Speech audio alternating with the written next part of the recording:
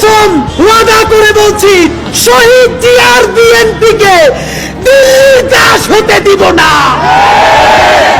জামাতে ইসলামী স্পষ্ট মনে রাখেন, সাইদি নিজামীদের জামাতকে ভারতের তাবেদার হতে দিব না।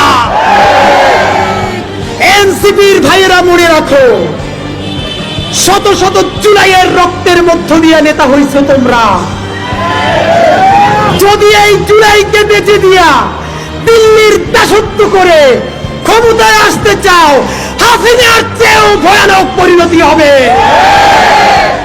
আল্লাহর কসম ওয়াদা করে বলছি, আপনার যেই সন্তান কবরে গেছে, তাদের আরো যদি 100 ভাই মাটির উপরে থাকে, সেই 100 সন্তান ইনকিলাবের কর্মীরা। ইনকিলাব মঞ্চের অন্তত একটা কর্মীও বেঁচে থাকতে খুনি, ফ্যাসিস্ট, কোন হত্যাকারী আওয়ামী লীগের পুনর্বাসন চলবে না।